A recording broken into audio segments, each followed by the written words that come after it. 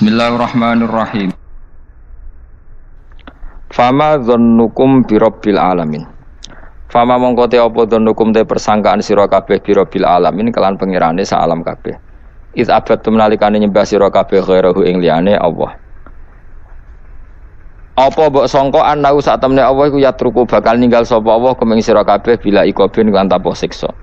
Ketika kamu menyembah selain Allah, kamu kira kamu nanti tidak dapat siksa. Lah. Ora kok ngono, mestine tetep untuk siksa. Wa kanulan ana sapa kaum Ibrahim najamin iku tukang ramal kabeh. Mboten tukang perbintangan sing ahli astronomi, mboten tukang ramal. Fa kharaju.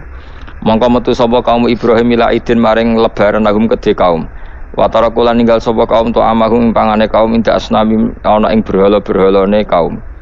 Za'amu padha nyangka sapa kaum atabaruka ing untuk berkah alaihi ing atase ikhlas to'am sing diejekno berhala. Fa idza raja'u mongko nalikane bali sapa wong akeh ora kalu mongko mangan sapa ngakeh ing to'am. Dados niki sing dadekno kowe amen dikritik kafir. Dadi kaum Nabi Ibrahim nak ape mangan iku panganane didakok pinggire napa? Berhala ben barokah. Engko nek bar jejer berhala dipangan. Lah nek iku ya sirik tenan, iku dijejelo napa? Dijejero napa? Berhala. Nak tradisi pesantren itu dijejero kiyaine diwacana kalimat tauhid malah. Mulane ke cocok ra cocok tetep aja darani kafir. Kena ra cocok komentare kurang penggawean. Mesti ape mangane kok ribete ngono. Tapi aja komentari napa? Sirik. Mergo sing sirik iku panganan didakok pinggire berhala yang dipertuhankan. Nah ning adat-adat pesantren kan didakok pinggire kiai, ben barokah untuk kiai. Sing diwaca kalimat tauhid warani kafir jelas keliru. Kowe nek ora cocok muni kurang penggawean, ape mangan kok ribete ngono. Malah kula nate ditangleti kalian tiang lucu tenan. Kan ada acara tertentu kan bar kan maulaya sholli wasal ini kan. Oh, itu dungane mangan Bapak. Mergo akhir acara bar iku maulaya shol wasalam terus iku apa? Mangane metu. Jadi terus dianggap dungane napa? Amun iya sak uni-unimu yo ngono. Seribet yang usah wong ra serasa debat seribet. Jadi sing kafir ben kafir, sing Islam ben apa? Islam sing kritik ben kritik, ben seru donya itu ben seru. Gak ngono ra kegiatan no. Memang apike kudu ana sing kritik. Ben apa nggih? Teng donya ben padha seretene. Di cara ilmu tasawuf iku kemapanan itu harus ada yang kritik.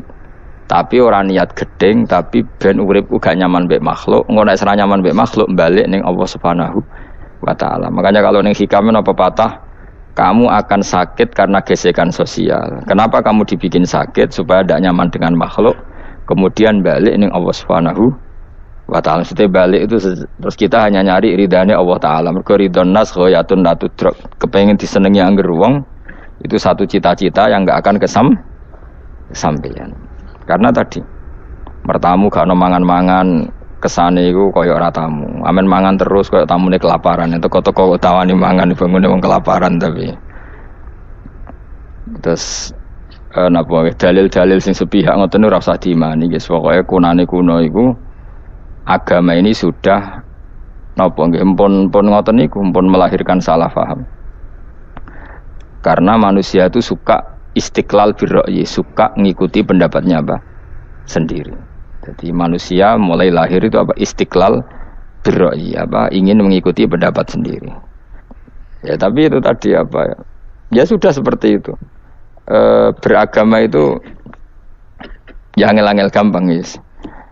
Jelas pastikan nak tradisi sekarang sesajen ning gone sawah ning gone apa iku kowe nek ora seneng ya wis muni wae ora seneng tapi aja arani kafir karena dulu yang sampai syirik itu memang dijejero berhala eling-eling apa jelas ya wa taraku ta'amahum inda asnam maknane apa berhala. Jadi yang memang sampai kafir itu karena dijejero berhala dan berhala itu diyakini sebagai memberi apa barokah. Za'amu at-tabarruka alaihi, ngira kali itu barokah. Kalau sekarang kan enggak, orang yakin makanan itu barokah karena sudah didoakan orang banyak dan doa itu minta kepada Allah Subhanahu wa taala. Yang dituhankan juga Allah Subhanahu, maka kemungkinan kafir itu enggak ada. Tapi kalau ada yang komentari kurang penggawean, ya nyatane ya iya, mesti ribet. Tapi sing anggap ibadah nggih monggo, wong iku wiridan. Sing gak cocok nggih monggo, wong niki bebas mawon. Sampeyan nak ketemu pangeran kok cocokan. Pangeran takoki, bener pundi Gusti? Kula mbek niku. Kowe bener elekmu luwe akeh. Jadi serana pengaruh no. Makanya begini, saya punya pengalaman spiritual yang saya tidak akan lupa sampai ketemu pangeran ra bakal lali.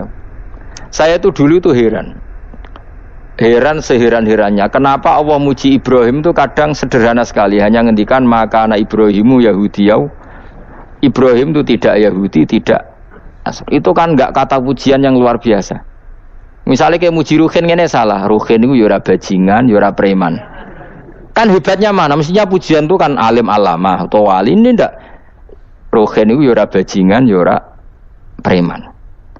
Allah muji Ibrahim itu hanya dengan satu kata, Ibrahim itu tidak Yahudi, juga tidak Nasrani. Dulu saya itu iskal itu janggal, kalau dalam bahasa ngaji itu iskal. Tapi lama sekali saya iskal. Tapi setelah saya pernah ke Yerusalem, pernah di Bethlehem itu, di Hebron ya. Ternyata Ibrahim itu makamnya itu dekat sinagog. Karena Hebron itu kota bersama, itu kakinya itu di sinagog, kepalanya di masjid. Ishak total di sinagog. Jadi King David itu total di sinagog. Artinya gini, satu-satunya penyelamat Ibrahim sebagai Muslim adalah dimaklumatkan Quran maka anak Ibrahimu Yahudiyah wala Nasraniyan. Karena secara kuburan itu tempatnya di Israel dan mayoritas Yahudi. Jadi tinggal orang Israel tinggal bilang, lo ini lo agamaku, agama Ibrahim. Buktinya makamnya di Israel yang notabene apa? Yahudi. Makanya ini penting ya. Saya itu berkali-kali bilang ya. Orang soleh itu kudu ono ngawure wong soleh loh, tapi saya ulang lagi. Sekali-kali kena ada anak jenakno Sarah. Sarah itu sakit. Karena orang Yahudi itu lebih perasa punya Ibrahim. Anak wedoke rata-rata artis-artis jenis apa? Sarah. Sekarang Sarah itu nama Yahudi apa nama Islam? Yahudi. Padahal kira-kira Sarah Yahudi apa Muslimah? Muslimah istrinya Nabi Ibrahim. Tapi kita tidak punya nyali menamakan anak kita Sarah. Coba kalau kita yang make, lama-lama Sarah terus jadi neng, jadi punyai. Tapi yang disebut Sarah itu pasti non Muslim. Begitu juga Daniel. Daniel itu nama Nabi. Yosua itu. Tapi wani gak ada anak jenenge Yosua, mesti dikira Daniel. Itu nama Nabi. Jadi banyak nama Nabi yang dipek kubu mereka. Akhirnya kini jenenge Solikin. Pokoknya ngono-ngono itu. Wah, matanya wong tenan. Nah, agama itu mulai dulu itu masalah klaim di sosialnya ya. Pada level kebenaran tentu agama itu hak dan batil. Tapi pada level sosial itu klaim bahwa Ibrahim itu kita. Kata orang Islam, kata orang Yahudi Ibrahim itu kita, kata orang Nasrani Ibrahim itu kita.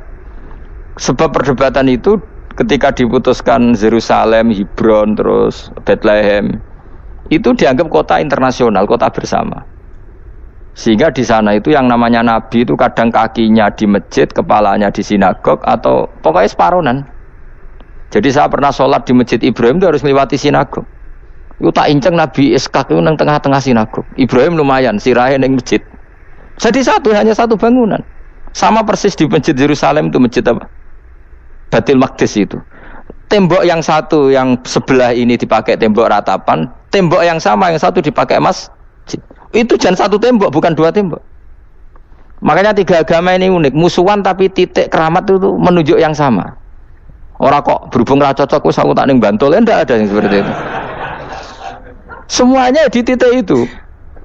Dadi nak donga yo krungu wong kula nate teng tempat tembok ratapan yang Yahudi. Nah, pertanyaannya gini, satu-satunya yang bisa meyakinkan umat Islam kalau Ibrahim tidak Yahudi dan Nasrani ya dawuh pangeran. Kenapa? Karena secara fisik makamnya itu di kawasan apa? Yahudi. Nabi Daud parah meneh sak kemule iku tembok bintang kejora kabeh. Bahkan kalau ziarah ke sana kudu maca ala Yahudi dulu. Piye? Nabi Daud sing Nah di sini ini pentingnya nyuwun sewu, pentingnya dengan tanda kutip pentingnya politik. Jangan-jangan makam-makam itu terserah otoritasnya. Andai kan Indonesia itu menang Wahabi, mungkin makam-makam tulis sentral kemusyrikan, awas bahaya. Karena yang menang Aswaja ya tempat barokah. Ya tinggal yang nulis. Nah ini yang kita khawatirkan. Ibrahim mengalami seperti itu. Andai kan dulu yang menang 100% Umar atau Salahuddin Al-Ayyubi, mungkin Ibrahim itu enggak lagi ada sinagog di seputar Nabi siapa? Ibrahim. Semuanya mas. Tapi sekarang enggak, karena dikuasai dunia internasional itu jalan kakinya di sinagog. Ishak malah total, Ishak itu. Yakub malah total, semua tubuhnya di sinagog, karena Yakub itu nama lainnya siapa? Israel. Ya, nama lainnya Yakub siapa? Makanya Yakub bin Ishak bin Ibrahim. Lah Yakub punya anak namanya Yahuda. Paham ya? Makanya Yahuda bin Yakub bin Ishak bin Ibrahim. Yahuda punya dulur yang li'ab 12, yang punya dulur li'ab itu 2, Bunyamin sama siapa? Yusuf. Yang Bunyamin Yusuf ini sakik. Yang lainnya berapa? 11, itu 10 kan, berarti 10. Pokoknya bangsa itu berapa itu? Lah itu li'ab hanya berapa? Ada li'ab, ada apa? Sakit. Makanya saya itu mikir. Nah terus perdebatan sejarah itu mesti mengacu ke duriyah. Duriyah itu komunitas. Nabi Ibrahim itu, Ismail itu lahirnya di Palestina, di Syam, dibawa ke Mekah. Ismail itu kemudian ketika Islam, saya ulang lagi, ketika Islam mengklaim juga agama Ibrahim, itu orang Yahudi mencibir. Kamu kok bilang agama Ibrahim itu alasannya apa? Kita ini yang ikut Ibrahim, kata orang Yahudi, karena kita orang Palestina, kita orang Yerusalem. Terus Nabi Muhammad memberi penjelasannya, tentu diajari Allah, Ibrahim itu pernah hidup di Mekah. Buktinya fihi ayatum bayinatum maqamu. Jejak kakinya di situ, jejak kesejarahnya di situ, yaitu istrinya pernah dibawa ke Safa dan Marwah, yaitu peristiwa Hajar nyari apa? Air. Lalu Ibrahim dan Hajar ini punya anak namanya siapa? Ismail, dan itu namanya Abul Arab. Jadi Abul Arab itu Ismail. Bukan Ibrahim. Kenapa kok tidak Ibrahim? Karena Ibrahim juga Abu Syam. Ibrahim masih milik bersama. Yang mulai benar-benar hidup di Mekah itu siapa? Ismail. Maka dulu perdebatan antar para peneliti agama itu, lalu Adnan itu siapa? Makanya terus diputuskan wa adnanu bila raibin inda dzawil ulumin nasabiyah ila dzabihi Ismaila nisbatuhu wa muntama. Lalu pertanyaannya, orang Yahudi yang di Palestina tetap mengklaim kalau mereka turunan siapa? Ibrahim, dan menduga Ibrahim adalah Yahudi. Islam darani Ibrahim Islam. Ya sudah seperti itu tuh nasib agama, akan begitu terus ila yaumil qiyamah. Kita tentu iman status Ibrahim, maka anak Ibrahimu Yahudiyau wala Nasraniyan. Nah, kenapa harus Quran ngendikan? Karena secara fisik atribut Ibrahim itu sekarang makomnya itu dikuasai Yahudi, akhirnya dikuasai Israel akhirnya juga. Jadi gampangannya ngene loh. Umpama Nabi Ibrahim di makom ning Indonesia terus dikemuli ayat kursi kan aman. Paham tuh kita, angel temen nerangno kowe iku. Mesti diarani Islam. Lah tapi di makom ning Israel dikemuli bintang kejora. Paham ya? Maka mau tidak mau tetap ada perebutan otoritas politik. Makanya di sini ini Sayyidina Umar ngotot kepengen nalono Romawi. Maksudnya Romawi sing nguasai Palestina. Tenan kasil. Akhirnya Nabi Ibrahim total ning masjid. Mulanin kono jenenge Masjid Umar, mergo sing naklukno awal sedurunge Salahuddin Al-Ayyubi sinten. Tapi gak suwe kalah neh wong Islam. Lagi menang neh Rasulullahuddin apa? Terus kalah meneh, terus saiki dadi kota modern nih. Dikelola secara internasional, dianggap kota tiga napa? Agama. Ya wis. Lah kita wis ngimani Quran wae ora usah ndelok bukti fisik. Mergo nek bukti fisik iku beberapa nabi makome ning Israel sing status notabene niku Yahudi. Lalu Yahudi itu apa? Awas kena anut aku. Wis akeh pinterlah sementara anut aku. Karena ini sekali salah itu fatal. Yahudi itu siapa? Yahudi itu nama agama, apa nama marga, apa nama sekte. Terus orang tuh gak tahu mikir meneh, dikira Yahudi itu nama agama, apa nama sekte. Wis ra roh Gus ra tau mikir, ya wis ora roh penak. Dadi Yahudi iku jeneng wong iku Yahuda bin Yakub bin Ishak bin Ibrahim. Lalu nama ini ya tetap tauhid. Tapi pertanyaannya, apapun tauhid kamu tetap akan disalahpahami oleh penulis sejarah. Maka sejarah itu sekali sing nulis salah, tetap selawase korbane yo.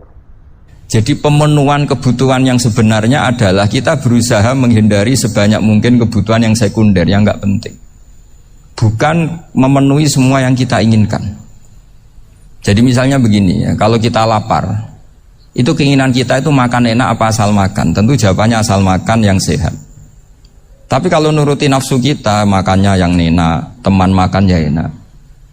Terus di warung yang favorit. Ini kan satu kebodohan. Kenapa untuk makan saja butuh definisi sekian banyak? Yang kita harus kecewa, warung favoritnya bisa sudah tutup.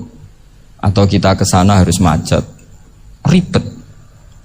Yang benar-benar arif dan bijaksana itu adalah al-istighna anisya. Sesuatu yang tidak mendesak itu jangan jadikan kebutuhan. Sehingga kalau kita puasa misalnya, semua makanan itu enak karena kita sangat lapar. Sehingga Abul Qasim Al-Junaidi ketika ditanya ma'idamu to'am, lauk makanan itu apa? Jawabannya lucu, alju, lapar. Kalau kamu lapar ya semuanya enak. Ini sudah mulai hilang. Kita bilang makan enak itu ya sate, ya gulai, ya pizza yang kita senang. Akhirnya apa? Untuk nikmati nikmatnya Allah itu kita jadi ribet. Apalagi yang orang-orang fasik harus ditemani perempuan yang tidak halal misalnya, atau harus ada ajudan, ribet. Nah pertanyaannya, orang yang ribet sama yang gak ribet itu pinter mana? Pinter yang gak ribet.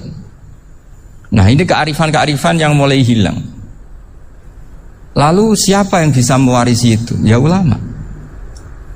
Jadi ulama itu cara berpikir sebenarnya simple. Makanya mereka sering kalau tahajud itu, di antara makalah Sayyidina Ali paling terkenal dan yang menjadikan beliau punya derajat yang luar biasa, itu adalah kafani izzan antakuna li robban wa kafani fakhran an akuna laka abdan.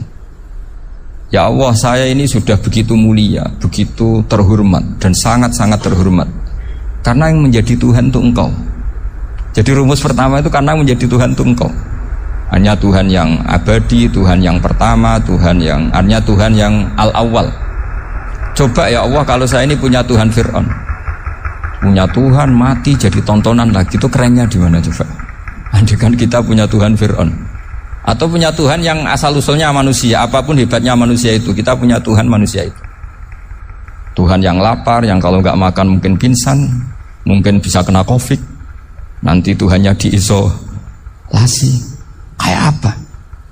Makanya ketika Tuhan Allah menyindir ketuhanan selain Allah itu, Allah hanya menyindir dengan kalimat sederhana, karena yakulani to'am, yang kamu tuhankan itu masih makan. Hanya kalau nggak makan ya lemes. Jadi lama-lama ada orang gini, alhamdulillah tadi Tuhan mampir ke saya, kelihatannya lapar, setelah tak kasih makan sehat lagi. Susah nggak punya Tuhan yang seperti itu. Beda dengan Tuhan kita, Tuhan yang nggak butuh makan, nggak butuh minum, al-qayyum, zat yang berdiri sendiri tanpa butuh yang lain, al-awwal. Sebelum ada langit bumi sudah ada Tuhan kita, yaitu Allah. Bandingkan dengan Tuhan-Tuhan yang dipertuhan yang lain, yang adanya setelah bumi, misalnya Fir'aun dan sebagainya. Sehingga Sayyidina Ali pertama jadi kebanggaan apa? Kafani izzan antakuna li robban. Saya ini keren betul karena punya Tuhan yaitu Engkau. Tuhan yang lahul asma'ul husna, Tuhan yang semuanya punya kebaikan, punya keabadian, punya keagungan. Terus wa kafani fakhron an akuna laka abdan, dan saya bangga sekali karena saya menjadi hambamu. Kalau saya jadi hambanya Pak Rektor ribet kan, sudah tak hormati ternyata nanti tidak rektor, ya kan ribet kan. Terus pokoknya ribet, jadi budaknya manusia itu ribet. Makanya ada seorang wali datang ke temannya yang jadi presiden atau jadi raja. Datang ke situ karena tidak punya uang, mau minta uang karena temannya raja. Setelah sampai sana ternyata temannya ini karena orang soleh pas berdoa, ya Allah saya minta ini, minta ini, minta ini. Terus si wali tadi pulang. Kenapa kamu pulang? Ternyata dia sama, masih minta-minta kayak saya. Jadi sederhana dia. Sama-sama minta kamu, minta zat yang kamu mintain katanya. Jadi dulu itu orang itu sebegitu dekat dengan Allah. Sehingga si raja ini terus ketemu wali tadi tanya, kenapa kamu menyepelekan saya padahal sekarang saya raja. Terus ditanya sama wali tadi, karena temannya, kalau kamu di padang pasir tidak bisa minum dan harus minum 1 gelas, dengan ongkos kamu harus mengasihkan semua kerajaan kamu demi minuman itu. Pilih mana, minuman apa tetap jadi raja? Ya saya milih bisa minum. Saya tidak raja tetap hidup, tapi kalau nggak minum mati.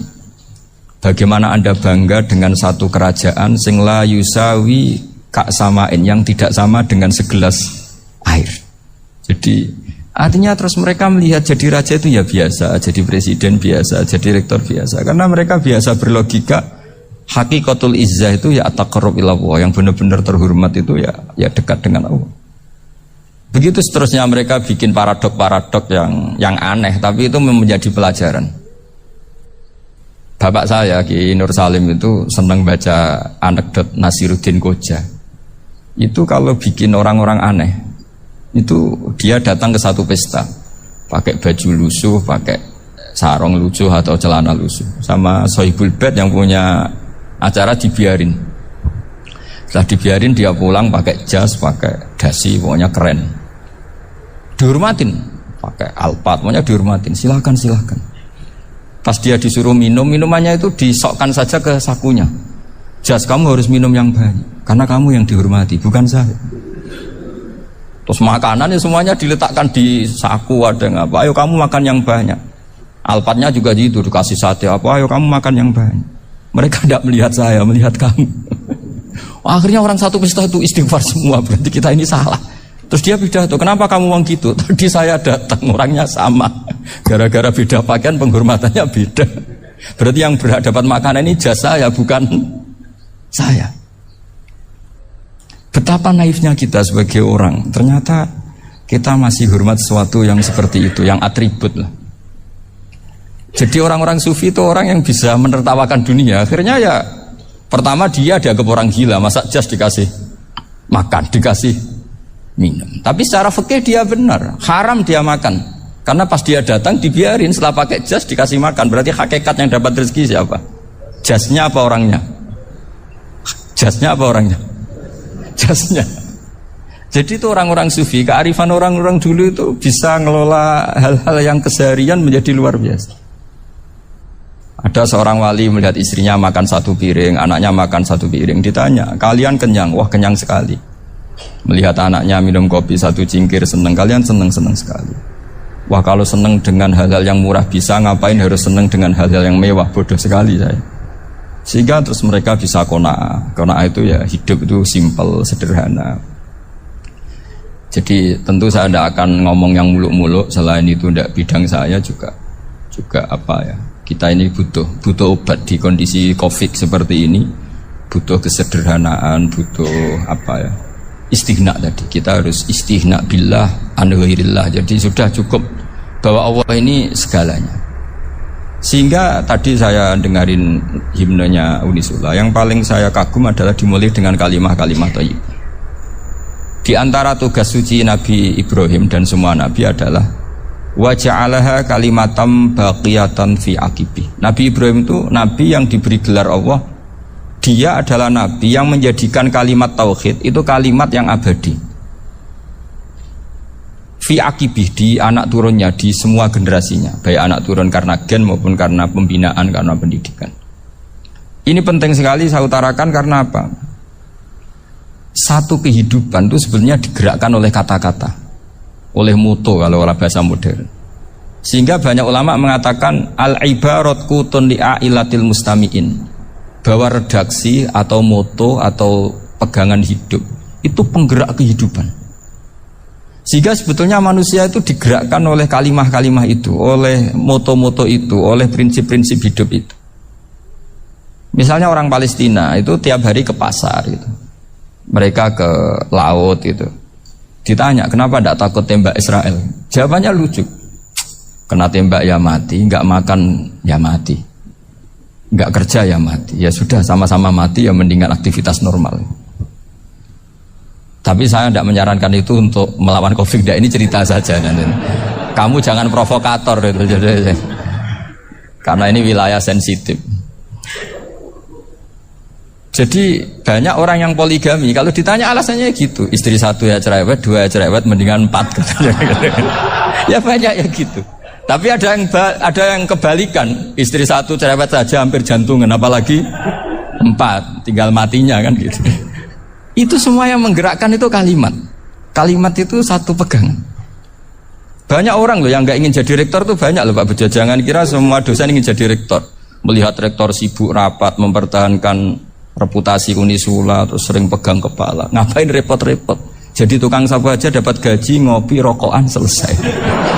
Bodoh amat jadi rektor, mikir orang banyak. Banyak loh orang yang ingin jadi presiden tuh banyak. Karena ngopi nyaman, gak ada yang ganggu. Mau tidur sampai jam 9 siang juga gak ada yang ganggu. Sehingga mereka melihat pegawai negeri itu gak keren, orang kok diatur jam, disiplin. Itu memang cara Allah membagi rahmat. Mau kamu apakan coba? Cara syukurnya dia seperti itu. Bapak saya dulu tuh sering ngajarin saya, diajak jalan-jalan pagi-pagi. Melihat orang ngopi, makan uduk itu bapak seneng. Kok enak jadi wong awam. Ngene esuk-esuk nyemak bocah kesel kabeh kono enak ngopi rokokan. Bapak kadang iri sama orang awam itu iri. Sudah gitu berharap masuk surga kan enak sudah gitu. Tahu-tahu mati, tidak tahu ke surga apa ke neraka ya tidak tahu. Jadi nah, orang dulu itu orang yang bisa mensederhanakan dunia. Sehingga ya sudah cara bahagia. Makanya saya alhamdulillah saya ini kerjasama sama UII sama beberapa kampus. Memang amdan itu sengaja. Kampus itu ya punya sistem yang nggak bisa mewakili sistem kiai. Kiai juga punya sistem yang nggak terwakili oleh kampus, juga sebaliknya saling melengkapi. Saya sering ketemu rektor UII, rektor kampus-kampus Islam. Mereka cerita, Gus, pendidikan pondok harusnya dimodernkan gini-gini. Saya bilang, kalau pondok modern kayak kampus itu nanti saya ketemu Allah tidak bisa jawab. Kenapa Gus? Saya beri contoh gini. Kalau misalnya perempuan perawan lah atau apa saja, namanya perempuan, mau tanya tentang menstruasi atau haid. Kalau semuanya sistem kampus, dia harus kuliah dulu. Registrasi dulu, kuliah dulu, bayar dulu. Dan dapat jawabannya nunggu mata kuliah pas itu. Bandingkan kalau sistem pondok, saya tuh sering ke pasar sama anak saya dicegat sama ibu-ibu. Gus, anak saya ngalami gini-gini, keluar darah terus menerus, gak 6 hari tapi 1 bulan penuh. Itu hukumnya apa Gus ya? Nanti saya mau sowan ke jenengan. Nggak ada usah sowan di sini aja. Ya sudah. Sebelum mengeluarkan darah yang rutin seperti itu biasanya haidnya berapa hari? 6 hari ya sudah ikut yang 6 hari, yang lainnya istighatsah. Ngoten tok Gus, ya udah gitu. Begitu terus di masalah udhiyah. Ya coba kalau semuanya pakai sistem kampus, daftar dulu, bayar dulu. Jadi ini nggak ada jawabannya, nunggu mata kuliah itu. Baru dapat jawaban. Itu biasa nggak sholat bertahun-tahun karena belum ada jawaban tentang itu. Nah itu kalau misalnya orang mati, tahunya cara memulasara jenazah itu nunggu kuliah dulu, pas mata pelajaran itu dulu, baru menangani orang mati. Berarti orang mati itu tergeledak semua. Tapi kalau kiai kan enggak. Kesini orang mati terbakar, kalau dimandiin malah badannya copot-copot, itu gimana hukumnya? Ini ada orang mati Gus Kendat, ini disolati apa enggak? Ada orang mati oplosan ya kan? Itu disolati enggak? Soal sering ditanya gitu. Gak usah registrasi Pak Rektor, gak usah registrasi, gak usah daftar, gak usah seminar. Makanya kalau orang kampus wani kiai itu ya kualat tenan itu, karena ini yang on time ya. Tapi pondok seperti saya ya ikrar seikrar-ikrarnya. Pentingnya kampus karena melatih efisiensi waktu, disiplin, tata kelola manajemen, sehingga kita ya hormat. Tapi tadi kita harus saling melengkapi, sehingga saya tunjukkan ke publik bahwa saya hormat sekali sama polisi, sama tentara. Coba kita bisa apa ngadepi bandar narkoba kalau tidak polisi? Bisa apa coba menjaga NKRI kalau enggak tentara? Begitu juga, ya sudahlah kita memang fa'inayadawahi ma'al jamaah, kita berkah itu kalau bersama-sama, tidak bisa kita sendiri. Nah lalu orang kayak saya itu ya beberapa kali sebetulnya saya itu ditawanin jadi doktor honoris causa apa. Kekhawatiran saya satu Pak Bejo, takut pas gak punya uang, itu dokter gak ada duit kan gak pantas gitu. repot gitu, daripada beban lah sudah lah, nggak usah dokter. Jadi kalau nggak punya uang ya pantes, terus kalau ngebis ya pantes. Suatu saat kalau mati nggak ada yang hadir ya pantes, nggak dokter gitu. Kalau sudah dokter kok masuk neraka, dokter kok masuk neraka, kayaknya apalagi rektor kampus Islam kok masuk neraka itu kan kok kayak agak pas itu. Misalnya rektor Unisiola ditanya mungkar nakir, nggak bisa kan kayak gimana gitu. Makanya harus sering ngaji saya supaya nggak malu di depan mungkar nakir. Masa rektor ditanya mungkar nakir nggak bisa. Harus berani bentak. Ini saya rektor loh Pak mungkar nakir. Masa kalau wali-wali dulu berani. Masyhur di cerita wali-wali ditanya marabbuka manabuka. Saya ini guru tauhid. Kok kamu tanya marabbuka manabuka yang ngotok? Kamu tidak pernah ngaji enak aja tanya. Jadi wali-wali itu ya rileks ngadepi mungkin. Saya yakin rileks wali di Bang Pak Rektor. Saya yakin itu. Karena wali itu lebih dekat Allah. Sehingga orang dulu itu saya ulang lagi ya, ada satu kearifan namanya hidup itu apa? Hidup itu adalah cari sebanyak mungkin supaya hidup itu tidak tergantung pada banyak hal. Sehingga misalnya cara berpikir orang-orang modern itu sebenarnya banyak orang-orang ilmuwannya nggak ngagumi Amerika. Bukan karena angkuh ndak. Untuk mempertahankan kebesaran negara sebesar itu, kebutuhan listriknya besar, kebutuhan tentaranya besar, kebutuhan apa? Sementara negara kayak Venezuela atau Swiss kebutuhannya ada banyak. Pertanyaannya, yang tergantung dengan banyak hal sama yang tidak tergantung banyak hal, itu pinter mana? Kalau dibalik pertanyaannya gitu, negara-negara maju itu tidak keren kalau dibalik pertanyaannya. Orang yang untuk mempertahankan eksistensinya banyak, butuh banyak hal, dengan yang tidak butuh banyak hal, itu pinter mana? Orang yang bahagianya nunggu jadi dokter, nunggu jadi kiai besar, kiai viral, dengan orang yang bahagia cukup dengan ngopi, itu pinter mana? Tapi kalau dibalik pertanyaannya, orang yang taunya nikmat hanya kopi dengan nikmat yang banyak, pinter mana? Makanya Mbah Mun tuh kalau guyon itu lucu. Aku iku saake ambek wong desa sing mlebu swarga. Saya dulu eskal mlebu swarga kok disakeni. Akhirnya beliau memberi penjelasan. Wong desa iku roe pakanan enak, iku mau kopi mbek uduk. Lah swarga iku mau nuruti sing dikarepno. Akhirnya semua mangan wis ngopi, nguduk, ngopi ora roh pakanan liyane iku ora roh. Nasi mandi yo ora roh, pizza yo ora roh apa-apa. Terus saya bilang, wah lah niku nak nganti selera tentang wanita cantik. Iku juga sederhana. Rontok pesek ya wis cantik, rontok ireng ya wis. Apa bidadarinya seperti itu karena saking enggak pengalamannya. Jadi surga itu kan nuruti apa yang diinginkan. Kira-kira keinginan orang kampung kalau di surga itu apa coba? Makanan apa coba? Ya nak senengnya ketemel gemblong itu. Nah, artinya malaikat lebih suka nangani surganya orang-orang kampung di Bang Pak Rektor. Ini sudah ribet ini. Makanan apa saja sudah harus dicoba. Terus kalau di mall tahu orang macam-macam, seleranya macam-macam pasti. Enak mana kalau sampai jadi malaikat pelayan surga? Suka ngelayani orang kampung apa yang orang kota? Orang kampung kan? Jadi ya itu guyon ya, guyon tapi itu menjadi pikiran kita bahwa orang yang banyak kebutuhan itu sebetulnya banyak kebodohannya karena menggantungkan kebahagiaannya dengan banyak hal. Makanya Imam Syafi'i ngendikan istighna itu apa? Al-istighna anisya'labi. Yang dikatakan kecukupan adalah berusaha sebanyak mungkin banyak hal tidak kamu butuhkan. Bukan memenuhi semua kebutuhan kamu karena nafsu kamu ini tidak ada batasnya gitu. Kalau kamu penuhin nggak akan selesai. Itu ada perempuan yang kurang cantik itu minta doa saya, Gus doain suami saya kaya. Terus tak guyonin, terus nggak minta. Kalau suami kamu kaya, yang pertama dirubah itu apa? Rumah Gus, supaya rumah saya bagus. Kedua apa? Mobil, supaya mobil saya bagus. Nanti yang dievaluasi itu kamu. Mobil bagus, Alphard, rumah mewah, istrinya kamu pasti itu dievaluasi. Langsung nggak usah sudah gini aja kan. Jadi pertama yang dievaluasi itu kaya itu, coba kalau suami kaya itu yang dievaluasi pertama rumah ya, rumah ganti. Setelah itu apa? Mobil. Kira-kira berikutnya akhirnya sudah nggak jadi.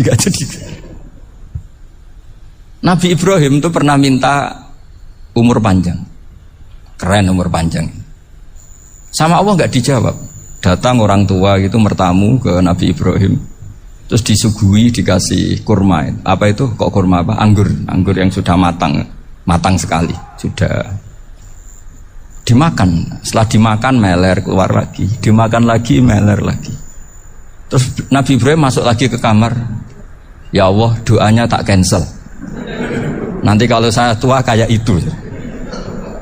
Jadi Allah itu gak jawab langsung tapi ngirimkan itu. Akhirnya ya Allah gak jadi. Nanti takut itu. Saya pernah ngalami jadi kiai tadi, ada ibu-ibu ya gak pati cantik lah. Suaminya tuh miskin sekali. Minta doa saya supaya kaya. Bareng tak kasih pertimbangan itu, udah gak usah, gak jadi itu. Jadi itu kearifan. Tapi kearifan ini harus kita tanamkan. Saya nggak bisa membayangkan Indonesia yang besar ini, andai kan tidak ada qanaah, nerimo ing pantum. Coba sekarang ada Covid. Andai kan Indonesia itu kayak Perancis. Saya beberapa kali punya tamu orang yang hidup lama di Perancis, bahkan dapat istri orang Perancis. Itu dulu nggak begitu mencintai Indonesia. Tapi setelah di Perancis 2 tahun, wah Indonesia hebat. Di Perancis itu kata dia kalau cerita, semua kebutuhan masyarakat itu dibebankan ke negara. Apa saja minta negara, apa saja nyoal negara. Sementara Indonesia, coba kalau Indonesia mengalami seperti ini kok tidak ada konaan rimo ing pantum, bisa kios Indonesia.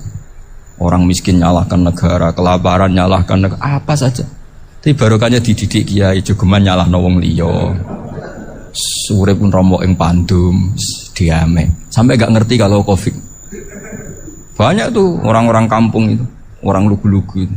Mbah niki saking Covid, salam ning Covid, muga-muga umure panjang. Dikira Covid itu nama orang yang ahli sosial itu. Mbah niki dana saking Covid. Matur nuwun sampekno salamku, muga-muga umur panjang. Bingung kan yang nganterin ini. Ini gimana yang mau menjelaskan? Memang nggak paham. Ribet kan. Tapi saya pastikan bahwa dengan keadaan seperti ini kita bahagia, kita stabil, itu jelas barokahnya kalimah tadi, moto tadi atau pegangan hidup tadi. Makanya disebut al-ibarat qutun li'ailatil mustami'in, bahwa redaksi atau kata-kata atau pegangan atau filosofi hidup, apalah namanya itu adalah penyemangat. Karena kata-kata ini memang luar biasa. Ketika sahabat perang demi kebenaran, zaman itu ya pasti benar karena yang dibela Nabi. Dulu itu kan enak zaman Nabi, yang dibela mesti benarnya, musuhnya mesti salahnya. Sehingga dulu itu memang harus tegas. Kalau sekarang mau tegas gimana? Yang kamu bela tidak mesti benar, musuhnya tidak mesti salah. Ribet kan kalau misalnya saya tukaran sama Pak Rektor, kamu mau bela mana kan bingung. Saya tidak mesti benar, saya tidak Nabi. Pak Rektor apalagi tidak mesti benar lagi kan? Ribet kan? Jadi kalau kita mau perang sekarang itu mau pede gimana? Enggak. Makanya banyak ulama sekarang itu mau tegas tuh enggak berani karena ya banyak hal yang abu-abu lah wilayahnya. Misalnya pilihan presiden atau pilihan bupati, pilihan menteri. Kamu mati-matian bela itu, yang kamu bela tidak mesti benar, musuh kamu tidak mesti salah. Misalnya pilihan bupati, wah ini kabupaten ini baik kalau bupatinya ini, yang satu bilang ini, terus tim suksesnya kamu tanya, kamu yakin? Ya tidak juga. Lah kenapa semangat? Kan saya botohnya, paling alasannya ya itu aja, bukan yang lain. Beda dengan zaman Nabi, Nabinya mesti benar, Abu Jahalnya mesti salah. Kan enak, aturan mainnya jelas. Singkat cerita dalam perang itu banyak sahabat yang alami luka, ngalami apa gitu. Kemudian curhat ke Nabi, ya Nabi gara-gara derekkan jenengan, ngikuti jenengan saya harus ngalami seperti ini. Ngiranya orang itu diapresiasi sama Allah keluarnya. Ternyata sama Allah gak diapresiasi. Malah diturunkan ayat intakunu ta'lamuna fa innahum ya'lamuna kama ta'lamun wa tarjuna minallah ma'ala yarjun. Kalau kamu sakit karena perang, orang-orang kafir itu ya sakit, itu saja berani padahal demi kekafiran. Wa tarjuna minallah ma'ala yarjun, padahal kamu punya nilai lebih yaitu berharap kepada Allah yang mereka tidak punya. Saya jadi kiai itu ya kadang mangkel. Karena yang benci ya benci, yang seneng itu ngel-ngel loh kayak Pak Bejo. Jadi semuanya ribet. Lah iya, yang benci ya ganggu, yang seneng ya ganggu, tambah nemen. seribet. Tapi kalau sudah ingat bandar narkoba, mereka berhadapan dengan polisi, kadang ditembak karena kesalahannya terlalu fatal. Antar persaingan mereka juga bisa tembak-tembakan karena merebut pasar narkoba. Itu saja mereka berani. Kok kita yang jadi kiai kadang dicium tangannya, dihormati, gak berani, hanya takut musibah-musibah kecil lah, atau problem-problem kecil. Lah iya, kalau kita bandingannya gitu. Kalau kamu mau tahajud kedinginan, itu masih nanti dihisab Allah itu gitu. Maling ayam itu keluar malam-malam, hanya dapat ayam. Itu gak takut dingin. Ya gak takut digebuki masa. Kamu mau tahajud saja takut dingin. Makanya nanti hisabnya orang soleh itu nanti dijajarkan orang dolim. Terus diperbandingkan. Wah itu habis kamu kalau itu. Jadi misalnya Unisula mau rapat, tapi ini malam, kalau malam dingin nanti sama masuk angin. Anak-anak pang di perapatan aja berani kamu. Kalau sudah perbandingannya gitu tuh ribet kita nanti. Makanya itu kalimat itu moto atau filosofi hidup. Sehingga diulang lagi nasihat itu. Iyam saskum korhun faqad masal qoma korhum mislu. Kalau kamu kena luka, orang-orang yang enggak benar juga akan kena luka. Itu aja berani demi ketidakbenaran. Masa kamu demi kebenaran enggak berani? Akhirnya orang itu, ya itu kalimat, itu heroik. Makanya kita ini penting ya, makanya tadi himne Unisula dimulai kalimat thayyibah. Karena kalimat ini yang menjaga kita, kalimat ini. Misalnya tentang Tuhan. Kenapa orang Islam imannya kokoh seperti ini, termasuk yang sudah hidup di Amerika, di Australia, di mana-mana. Itu ya barokahnya ajaran atau barokahnya kalimah. Saya sebut kalimah saya pakai bahasa santri. Karena la ilaha illallah itu dalam tradisi santri disebut kalimatu haqqin alaiha nahya wa alaiha namut wa alaiha nub'ats. Ada yang riwayat wa biya nub'ats insyaallah taala minal aminin. Kenapa mereka di mana-mana meskipun sekolah di Amerika, di Australia, bahkan di Uni Soviet tetap mukmin? Itu barokahnya ajaran yang benar. Allah itu siapa? Tuhan. Tuhan itu sifat dasarnya apa? Awal. Dia harus wujud awal sebelum makhluk yang lain. Sehingga ketika ada negara yang maju, yang tertib, manajemennya tertib, masyarakatnya makmur, tapi punya Tuhan yang tidak seperti itu, tidak awal, itu sudah gak nyaman. Karena ndaklah keren Tuhan saya, karena Tuhan saya itu al-awwal, zat yang pertama. Tuhan saya keren lah, zat yang gak mati. Tuhan yang gak mati, yang gak pernah ngalami kematian. Sehingga tontonan atau yang dilihat kenikmatan-kenikmatan yang lain ini tidak mengubah dia pendirian tentang Tuhan. Karena mantapnya satu kalimat tadi, bahwa Tuhan itu ya harus satu, harus awal, harus tidak mati, tidak rusak, tidak ngalami apa-apa yang membahayakan. Sehingga ketika ditawarin Tuhan yang lain, meskipun menjanjikan secara finansial atau kemakmuran, mereka gak tertarik. Itu coba, itu barokahnya makmur apa barokahnya ajaran? Barokahnya ajaran. Sering negara Islam itu kalah makmur dengan mereka, tapi barokahnya ajaran ini tetap apa? Tetap Islam. Makanya Nabi Ibrahim, Nabi yang sukses bikin wa ja'alaha kalimatam baqiyatan fi aqibi.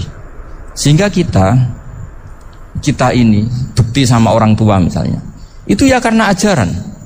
Suwargamu itu karek wong tuamu. Nak wong tuamu ridho, Allah ridho. Nak ora ridho, Allah ora ridho. Ridho wa fi ridhol walidain wa sakhatu wa sukhtu wa fi sakhatil. Sehingga ketika ada orang tua yang agak brengsek gitu, anak-anak tetap hormat.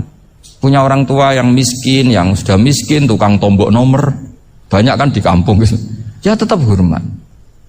Coba kalau dari awal kita ngajari orang tua kamu hormati, ya kalau baik, kalau tidak usah. Bisa geger Indonesia. Tapi barokahnya ajaran-ajaran itu Indonesia tertib karena ada ajaran. Nah ini di sini pesantren dan Unisula semua harus berkontribusi membuat ajaran yang benar itu adalah ciri utama Islam. Sehingga Islam ini dimulai dengan ajaran kalimatu haqqin alaiha nahya wa alaiha namut. Sehingga kita tenang seperti ini. Saya ini termasuk kiai yang tenang. Meskipun kata orang banyak saya ini kiai besar, tapi termasuk kiai yang paling tenang. Termasuk yang paling tenang. Karena saya ini pakai mazhab orang-orang hebat. Saya berkali-kali cerita, orang kayak Imam Syafi'i itu orang yang luar biasa. Saya berkali-kali cerita, orang yang tadi nyium tangan kamu ya Imam Syafi'i, di belakang tuh ngerasani kamu, menghujat kamu. Jawabannya enak saja. Berarti saya alhamdulillah orang yang wibawa. Buktinya di depan saya nggak berani. Jadi enteng saja. Diceritain sebagian kampung, sebagian separuh dari warga kamu itu nggak suka kamu. Ya bagus lah nggak suka saya, nggak akan utang duit saya. Di mana-mana orang utang itu karena teman dekat. Kalau nggak seneng pasti minimal nggak utang, nggak pinjam mobil, nggak pinjam. Berkah mana yang seneng sama yang gede? Jadi dianggap enteng saja. Semua yang dialamin dianggap enteng saja. Misalnya punya istri pemarah, ya baguslah marahin suami. Kalau marahin tonggo malah ribet. Jadi kamu harus terima kasih kalau dimarahin istri. Baguslah marahin saya mah, kalau marahin tonggo ribet. Jadi enteng saja. Tapi kita sekarang itu karena nafsu ya, sehingga menghadapi hidup ini ribet. Ulama dulu kalau mau mati itu senangnya bukan main. Sudah lama saya ini ingin gak maksiat. Kayaknya gak maksiat paling efektif itu mati. Ya tidak apa-apa Gusti, kalau sebaiknya mati ya mati aja. Enteng saja. Jadi melihat kematian itu akhir dari segala keburukan atau potensi keburukan. Apapun baik kita sekarang, suatu saat mungkin kita gak baik. Yang bisa menghentikan ketidakbaikan atau potensi ketidakbaikan itu apa coba? Mati kan? Berarti mati itu mengerikan apa menyenangkan? Mesti kamu tidak berani menjawab. Meskipun secara ilmu kamu berani, tapi secara rasa agak berani kan? Saya ulang lagi ya, yang bisa menghentikan keburukan atau potensi keburukan itu apa coba? Awal Nabi jadi Nabi ini kan sering qiyamul lail. Mergo setiap kali ono rino, iku berarti ngadepi musuhe. Ngene ku Abu Jahal CS. Lah wong nak bengine qiyamul lail ngadepi fakta rinane luwih siap. Mergo bengine bener-bener konsultasi mbek Allah Subhanahu wa taala. Jajal ampun sampean. Misale dalu, sampean eling kok ya Allah. Kula niku mau sak derma. Nyawa kula nggih mau titipan. Setiap saat kula nggih innalillahi wa inna ilaihi raji'un. Niku rino kowe ngadepi musuh sing ape mateni cik ape baca ku enteng. Mergo kowe awal wis kontrak ambek pangeran nyawa kula mau sak derma. La ilaha illa huwa fattakhidhu napa wakila. Pada akhirnya kula namung urip mbek jenengan. Wa ma liyala a'budul ladzi fatarani wa ilaihi napa turja'un. Sing paling kula butuhno nggih ridane jenengan. Ilahi ridho kamat lubi. Wah bengi wis konsultasi terus mbek pangeran, paling penting ridane jenengan, paling penting mafirah jenengan. Terus esuk krungu tangga, wongku gedeng kuwe wis ora ana pengaruhe. Wong iku lho mbek kowe ra seneng, wis ora ana pengaruhe, wong pikiranmu diridani pangeran ta ora diridani. Salam dhewe ra tau qiyamul lail, akhire digedhengi tangga sumpek, digedhengi IP sumpek. Wong Islam swasta. Ya mergo kurang sering konsultasi mbek Allah, kurang sering nganggep Allah paling penting. Jajal ampun sampean kok dalu, sering konsultasi mbek Allah. Pada akhirnya Gusti kula namung urip mbek jenengan. Sing paling penting ngiridani jenengan waridho kamat matlubi. Terus rino krungu wong gedhe wong rasane iki biasa-biasa mawon. Mulane Nabi dikhitabi kon sabar sakwise qiyamul lail. Mergo nyabari musuh sakwise qiyamul lail itu jauh lebih mudah ketimbang sing ora qiyamul lail. Mulane wasbir ala ma yaquluna wahjurhum hajran jamila. Kowe nek wis qiyamul lail otomatis Muhammad kowe iso sabar ngadepi wong sing macem-macem. Tapi kan agak qiyamul lail uring-uringan to. Gak ngregani aku, senengane wong Jawa nek ora dihormati wong, gak ngregani. Aku kiai ra dihormati. Kula mboten nate kepikiran dihormati tangga napa mboten. Mboten nate blas. Umpama ngaji ni bubar kula ora susah. Nggih ora susah blas. Nggih ora kepikiran. Berarti agak mulang ibadah liyane. Dhisik dhe pengaruh ibadah mulang, gak dhe pengaruh ibadah salat-salat sunat ta apa. Sing jelas ibadah ra ngarantek bentuke. Lan kula sering kanca-kanca kula, Gus jenengan nyai PD ra PD piye? Nah misalnya digedingi, mana digedingi wong ibadahnya liya sabar. Nak di umat ini ibadahnya mulang. Ini mati bubar ibadah, munajat mbek pangeran selesai, gampang. Kok repot? Lah ana kiai kok susah hilang pengaruhe, ora kencen kiai lagi urung ngajine tauhid urung tenanan, urung lulus ngajine tauhid urung lulus. Lah sampe kurang ya, Pak. Nak wis tasawuf beng kula mulang ya krana Allah. Mboten mulang ya krana Allah. Kabeh inna sholati wa nusuki wa mahyaya wa mamati lillahi rabbil alamin. Pancen Allah ngutus wong alim kon mulang ya mulang. Tapi krana Allah. Nah krana golek pengaruh. Engko terus tak dol pilkada bareng calone ra padha gelo. Ngletek. Di jamaah toriko wake bareng fatwa partai gak ngandel gelo ngledek. Lah nek krana Allah kan nggih biasa-biasa. Kula umpama kula nate tangleti kanca-kanca, Gus umpama kowe milih partai-partai apa? Partai apa? Ya ora partai-partai, tapi jelas kula nggih di partai, tapi kaya wong mangan semongko, nah kaya mangan kates barang-barang sepele. Sawangane kok mboten gadah pilihan. Tapi nggih bener bahasa Qur'an wau partene pangeran. Ulaika hizbullah ala inna hizballahi humul muflihun. Nggih partene pangeran mesti menang. Ini ikhlas itu mesti menang. Paham nggih? Dadi sampean saiki ben roh bedane kena apa khitab kon sabar iku sause khitab ba'da qiyamul lail. Ya mergo nyabari tiyang jauh lebih gampang nak sampean uripe wis hanya ta'alluq bi Allah Subhanahu wa taala. Sale sampean gadah musuh, tangga, mbok ipe, mbok keluarga jenis tiyang mesti gadah musuh. Iku krasa nak mbok rasakno. Tapi nak kowe sangger dalu muni warido kamat lubi namung ridani jenengan sing kula goleki. Sing paling kula wedeni nggih gedhinge jenengan. A'udzu biridho kamin sakhatika bi mu'afatika min uku batika wa bika min kala uksi sanaan apa alaika anta kama asnaita ala nafsi. Gusti kula qiyamul lail namung golek ridane jenengan. Sing paling kula wedeni nggih bendune jenengan paling lho.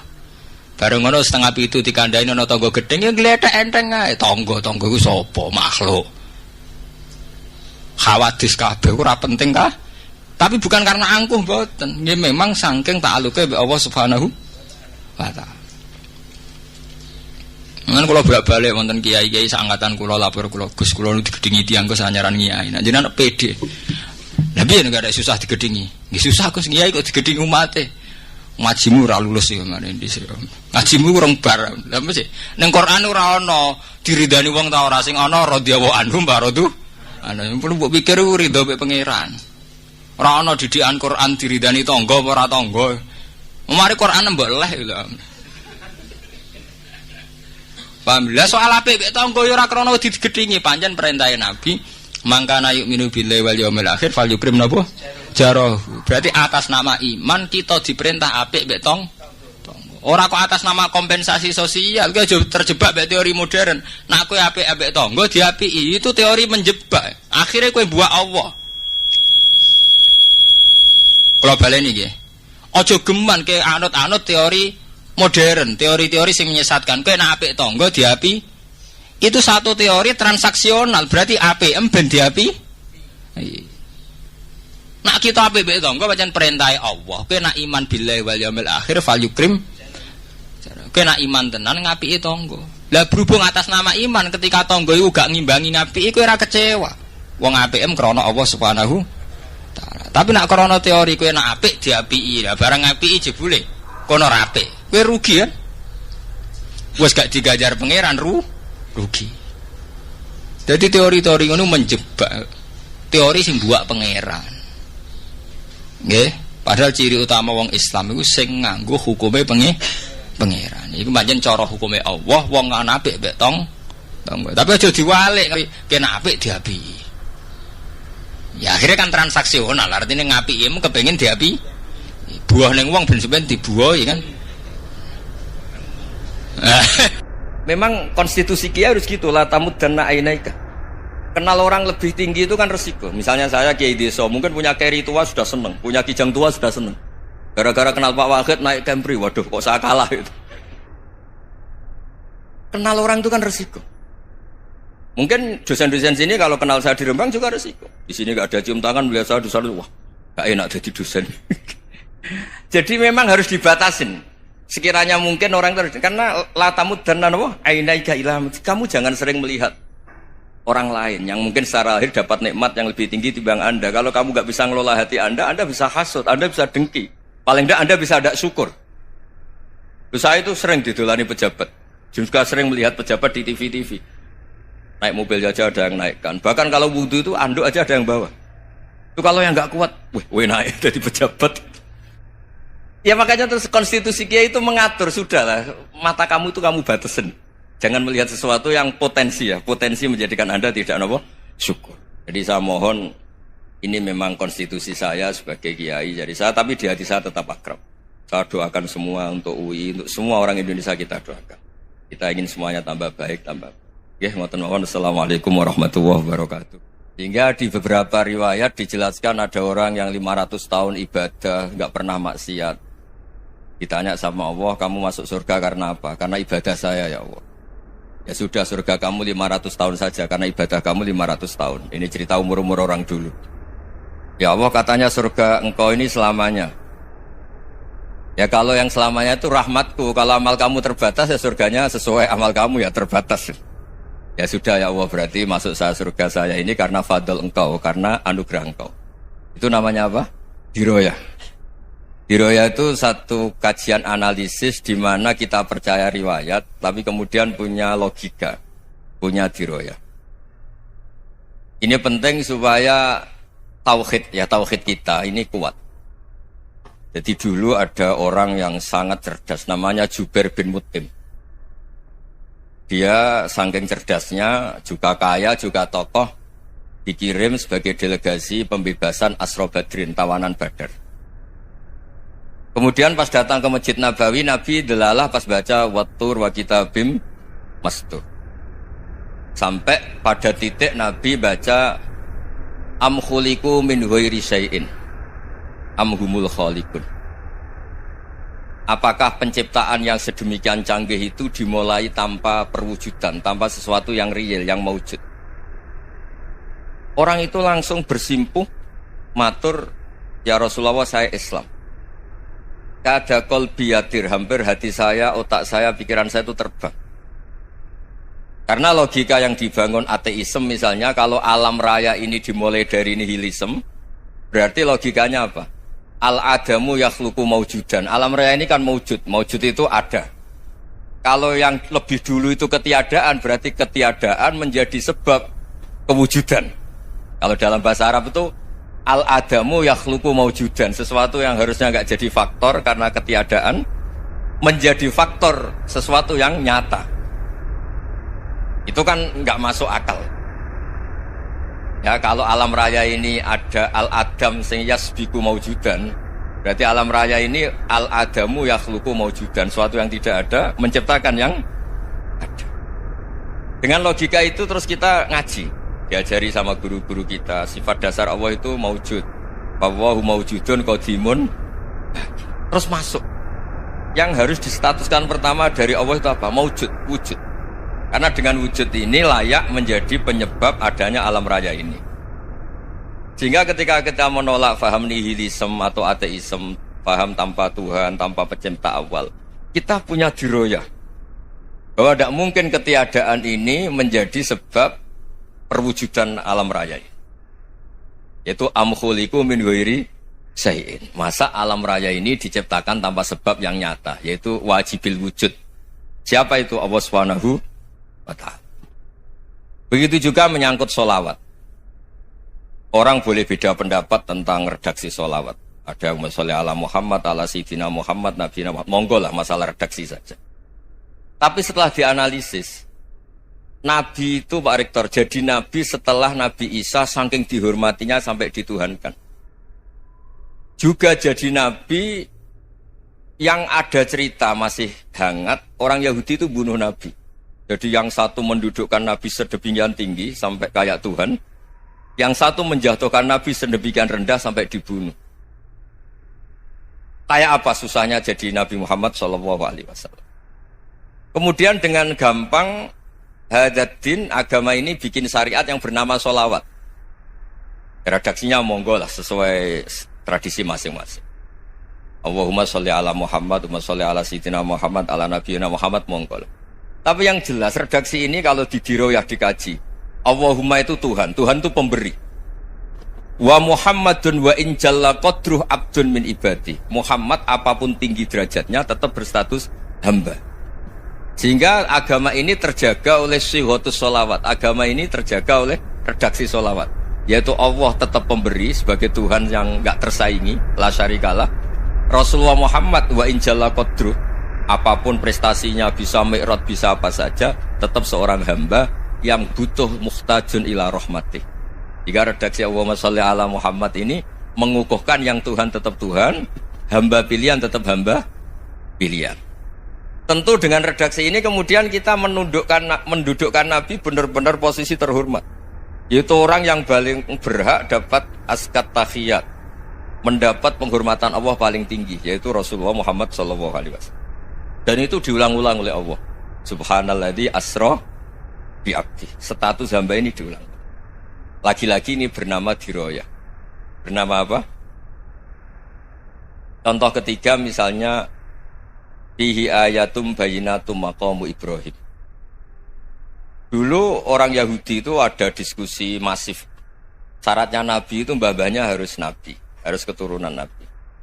Kemudian semua Nabi rata-rata di Palestina, di Syam. Lalu Muhammadnya asal-usulnya dari mana? Tahu-tahu orang Arab kok Nabi, padahal orang Arab itu dulu jahiliyah. Walhasil terus diceritakan bukti Muhammad ini turunan Ibrahim adalah ada jejak kaki Nabi Ibrahim di dekat apa? Ka'bah. Fihi ayatum bayinatum maqamu Ibrahim. Kalau Nabi Ibrahim pernah di Mekah, artinya beliau pernah meninggalkan turunan yang di Mekah. Itu bernama Nabiuna Muhammadun sallallahu alaihi wasallam. Itu disebut fihi ayatum bayinatum maqamu Ibrahim. Nah, itu namanya diroyah. Diroyah itu satu perilaku keseharian kita beragama, kemudian tahu logikanya. Yang keempat misalnya mangkana yu'minu billahi wal yaumil akhir falyukrim apa? Jahro. Orang yang iman karena Allah dan Rasul maka memuliakan tetangganya. Andaikan pakai hukum sosial tentu kalau tetangga kita baik, kita baik. Kalau kurang baik kok kurang penggawean kan gitu. Tapi dulu itu pernah ada seorang ulama itu dibully ya, dikerjain sama anak muda tetangganya. Pak Kiai datang ke rumah saya. Orang ini datang. Kemudian setelah di rumahnya, saya tidak jadi butuh sama Pak Kiai, silahkan pulang. Itu Kiainya senyum menikmati. Dan itu terulang 3 kali. Dibully seperti itu, dikerjain terulang 3 kali. Lalu tetap Kiainya tuh asik, seneng sekali. Lama-lama muda ini tanya, kenapa engkau tidak tersinggung? Padahal saya kerjain sampai 3 kali. Tak undang, terus tak suruh pulang, tak undang, tak suruh pulang. Kata Kiai tadi, yang memerintahkan baik sama tetangga itu Allah. Jadi saya nikmati ketika bisa baik sama Anda. Tidak ada urusannya dengan perilaku Anda yang menolak saya. Nah itu terus kita tahu, memang motifnya kita baik sama tangga karena iman sama Allah dan Rasul, bukan hukum kompensasi sosial. Jadi kalau mau diteruskan Pak Rektor, saya ngajar di sini ya karena perintah Allah itu orang alim harus ngajar, bukan karena perintah Rektor. Kalau diteruskan. Ya saya mohon juga gitu para dosen, para karyawan di sini kalau nggak khianat dengan UI itu karena takut sama Allah, jangan takut sama rektor. Kalau Anda baik juga karena Allah, jangan baik karena apa? Rektor. Bagaimanapun ya semua kita ini makhluk. Makhluk itu la yadurru wa la yanfa. Begitu juga melihat Indonesia. Melihat saya ini kan ikut di UI itu lama sekali, ikut sama Profesor Zeni dari Profesor Zeni nulis tafsir. Mungkin Pak Harsoyo tahu banyak, dulu Pak Lutfi tahu banyak. Tapi saya memang nggak pernah terbuka karena ya memang nggak ingin sebenarnya. Kondisi ini kondisi darurat. Sehingga saya tahu cara berpikir Profesor Zaini, ya tahu komitmen beliau pada UI. Dan pendiri UI memang ya banyak yang dari tokoh NU, Muhammadiyah, dari tokoh-tokoh ormas yang lain memang didirikan banyak orang. Hingga UI memang nggak milik ormas apa tertentu. Dari satu sisi memang baik, nggak dikuasai ormas tertentu, tapi nanti kalau keterusan ya nggak berbentuk. Ya sudahlah dikelola saja, sambil jelas, sambil kadang nggak jelas, yang penting ikhlas tadi. Karena kalau terlalu asobia itu jadi repot. Kita ini yang nekuni fikih itu tahu, kalau tidak kuno itu madhabnya Hanafi, kuno itu madhabnya Syafi'i. Tahu-tahu seakan-akan Imam Syafi'i itu NU, Imam Abu Hanifah itu Muhammadiyah. Padahal ini orang-orang yang sebelum NU dan apa? Ahmadiyah. Jadi kalau kita yang nekuni ilmu itu biasa saja dengan perbedaan. Tapi kalau orang-orang yang nggak siap dengan perbedaan itu sampai Allah disifati Ta'ala itu tidak terima. Padahal Ta'ala itu maknanya Maha Luhur, yang Maha Agung. Jadi ada seorang kiai kebetulan pidato pertama Pak Rektor. Assalamualaikum warahmatullahi ta'ala wabarakatuh. Ilmu balik kedua ini nggak terima karena itu dianggap bid'ah ada Ta'ala. Hanya dia bilang Assalamualaikum warahmatullahi ta'ala wabarakatuh. Itu saking asobiahnya itu Allah ditambahi Ta'ala itu tidak terima. Padahal Ta'ala itu maknanya Maha Agung. Nah itu kan jadi repot kalau asobiah gitu. Kalau kita ngadepi perbedaan itu biasa saja. Karena kita mungkin bacanya banyak, lihat hal-hal seperti itu ya biasa saja. Karena dulu itu perbedaan itu urusan sudut pandang. Ya saya ulang lagi, perbedaan itu sudut. Allah yang Tuhan saja sering didebat sama nabi-nabinya. Karena urusan sudut pandang apa? Saya beri contoh ya. Suatu saat Khalilur Rahman Ibrahim itu saatnya meninggal sama Allah, Israel disuruh. Israel itu Ibrahim saatnya meninggal, ambil nyawanya. Lah datang ke Ibrahim, ya Khalilur Rahman Ibrahim, saya disuruh nyabut nyawa Anda. Itu Israel dipaksa mikir sama Ibrahim. Hal ra'aita khalilan yumitu khalilah. Kamu tahu orang yang mencintai kemudian bunuh yang dicintai. Itu logika agak benar. Akhirnya Israel kan gak biasa debat. Kan gak dilatih debat. Gak pernah ikut lomba UI debat ilmiah. Dia taunya nyambut nyawa aja. Kembali ke Allah. Ya Allah, kata Ibrahim, hal ra'aita khalilan yumitu khalilah. Masa kekasih bunuh yang dicintai ya. Tapi kata Allah santai. Bilang ke Ibrahim, hal ra'aita habiban yakrahu ayyalqa habibah. Masa katanya dia cinta saya, kemudian ketemu saya tidak berani. Israel mater lagi. Logikanya gini Ibrahim, masa yang dicintai sama yang ketemu yang dicintai nggak berani? Ya udah ketemu aja. Katanya yang meninggal itu. Artinya kamu bisa saja GR tidak mati-mati karena merasa dicintai, atau ingin mati karena mencintai. Nah maksud saya, dalam hal-hal seperti ini orang UI pasti gak jelas. Katanya cinta Allah suruh mati ya gak mau. Gak jelas kan? Dibilang gak cinta juga gak mau. Tapi dibilang cinta kalau ukurannya mati juga gak mau. Nah, tapi dalam banyak hal gak jelas itu penting Pak Rektor. Penting sekali. Buatan guyon. Saya beri contoh sekian ilmiah, gak jelas itu penting. Rasulullah SAW itu dalam banyak hal itu disuruh Allah, memang disuruh supaya ngambil sikap seperti itu. Karena Allah itu punya otoritas penuh untuk bikin orang itu baik atau tidak baik. Wahsy itu yang membunuh Sayyid Hamzah, orang paling dicintai Nabi di antara yang dicintai Nabi. Qatalahu Wahsyun, dibunuh oleh Wahsy. Nabi secara basarnya itu nggak suka sama Wahsy.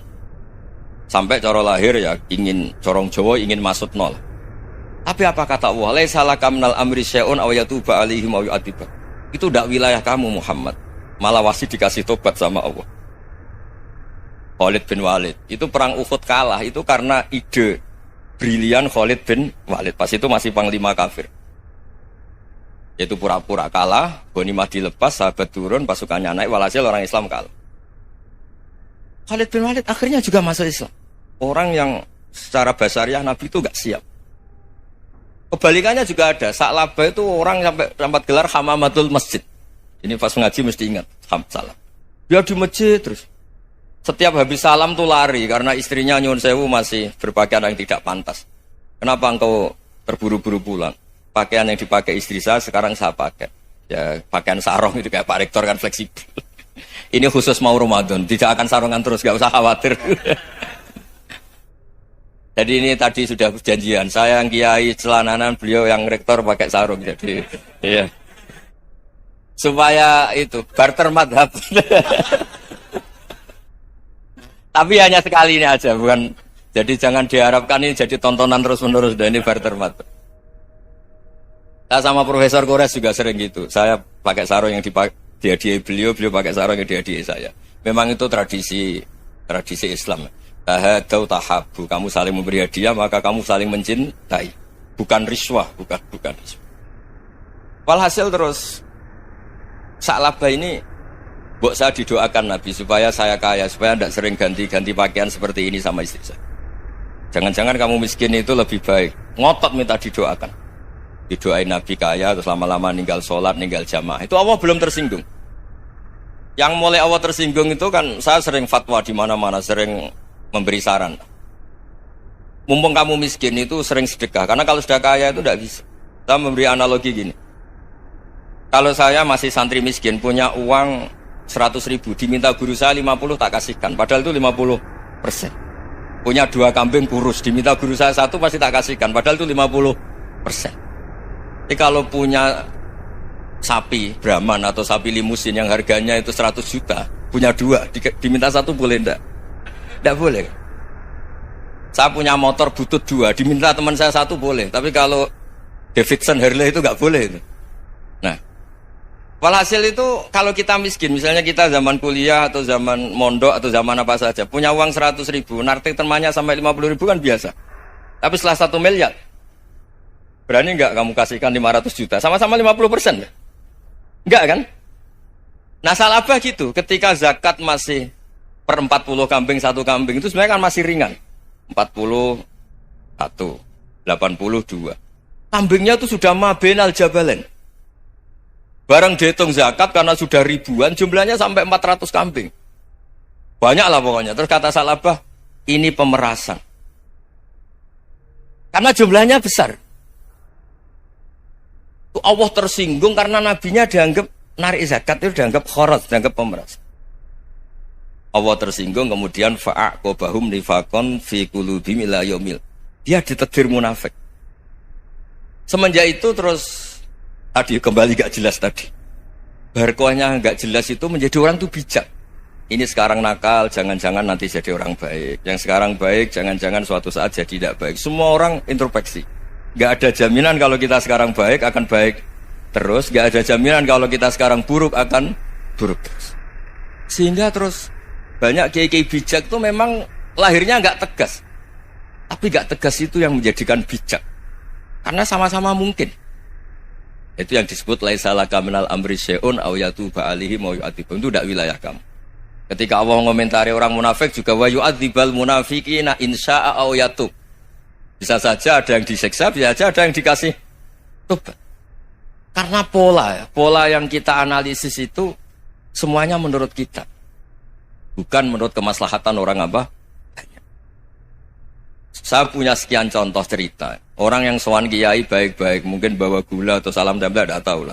Itu tidak mesti jadi wali. Tapi Kalijogo yang kenal Sunan Bonang, itu kenalnya itu karena ingin begal. malah jadi wali. Tapi tidak usah dicoba. Umar itu nyari Nabi itu mau dibunuh. Tapi malah tobat jadi orang baik. Jadi ini penting ngaji ya, supaya tidak tegas itu, tidak jelas itu kadang baik. Nah termasuk saya juga termasuk dia yang milih tidak jelas. Saya sering gojlok gini, Fajar Hadili ini murid-murid saya sering saya gojlok. Kalau semua sistem pendidikan kayak kampus, kayak UII, kayak UIN semuanya, itu sistem yang bagus. Karena tertib jam kuliahnya jelas, mata kuliahnya jelas. Kalau di pesantren itu Pak Arso, itu gak tertib. Tapi justru itu enak, ketemu di jalan orang berani tanya. Nah ini kalau mbak-mbak misalnya menstruasi, mau belajar haid nunggu semester berapa baru tahu. Itu bisa sekian tahun nggak sholat karena nunggu pelajarannya baru diterangkan. Mau haji juga gitu, nunggu mata pelajaran haji. Kalau nggak jamnya, nggak mau dosennya ngajar. Ya, kalau kiai kan nggak, ketemu di jalan tanya, dijawab. Jam berapa juga dijawab. Artinya Indonesia itu berkah, ada sistem kampus yang tertib. Ya semoga termasuk tertib gajinya. Tapi tertib gajinya itu juga sebenarnya rugi. Saya sering ada pegawai negeri Gus, tolong doain saja di PNS enak aja. Gajinya tetap. Kata saya nggak mau kalau gaji saya tetap. Kok bisa Gus enak tiap bulan mesti dapat gaji. Kalau tetap nggak naik-naik kata saya. Kalau kiai gajinya nggak tetap, tapi di atas yang tetap kata saya. Artinya Indonesia itu berkah. Kalau semuanya pakai sistem pendidikan setertib ini, orang mau tanya haid ya nunggu pelajaran haid. Bab haji yang nunggu pelajaran haji. Tapi kalau ketemu kiai itu enggak. Ya semuanya. Saya pernah di pasar, Gus mau tanya apa? Anak saya sih keluar darah terus gini-gini. Padahal biasanya haid hanya 7 hari gini-gini. Ya sudah kembalikan ke biasanya, rudat kilal adat. Itu enggak usah sowan ke rumah. Juga enggak registrasi dulu, enggak daftar dulu. Ya ini enggak nyindir cerita saja. Supaya ini bukti koalisi beneran. Jadi saya yang kiai gak tertib jam, koalisi sama yang tertib jam. Jadi kalau semuanya sistem kampus, nanti pertanyaan itu enggak bisa on time, enggak bisa setiap saat. Makanya Indonesia itu berkah. Kiai-kiai yang alim yang di jalan-jalan banyak. Juga kiai yang di kampus dokter-dokter fikih banyak. Yang nekuni ilmu umum ya banyak. Macam-macam. Itu masalah itu kalau saling mengadili itu baru masalah. Misalnya kiai ngeluh nggak enak jadi kiai tidak punya gaji tetap, yang dosen ngeluh nggak dicium tangannya. Karena memang unik Indonesia itu. Kalau guru fikih kok dosen itu tetap nggak dicium tangannya. Karena pikirannya anak-anak itu wong sudah bayar disuruh nyium. Itu kayak di alam sadar tuh gitu. Kalau kiai itu kan anak-anak gak bayar itu. Ya opanya cium tangan itu. Makanya kalau kiai-kiai tidak keramat bisa mati karena cium tangannya doang gitu. Bisa mati itu kiainya. Ya ini cerita supaya saling menghormati saling.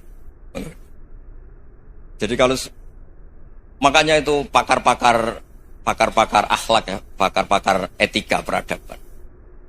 Itu tertampar betul ketika Nabi urusan ilmu itu mengabaikan itu. Kalau sudah urusan ilmu, misalnya begini, ada urusan ilmu, ada mbak-mbak cantik atau ibu-ibu cantik. Itu dalam Islam itu diajarkan jangan sopan-sopan banget. Kata Nabi, karena kekuatan ilmu itu di atas kekuatan akhlak, di atas kekuatan adab. Ya nisa an-nabi lastunna ka ahadim minan nisa. Ini taqaitunna fala takhdu'na bil qaul. Fa yatma alladhi fi qalbihi maradun. Misalnya ada mbak-mbak cantik, menarik, kemudian sopan misalnya sama Pak Fajarin sama dosen-dosen. Monggo binara. Wah itu bahaya pikirannya kemana-mana itu.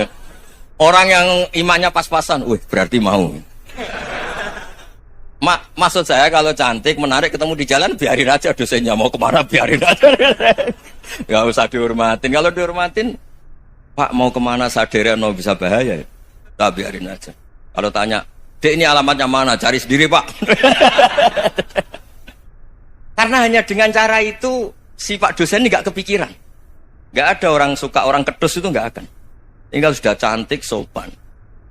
Wah bisa pikirannya macam-macam.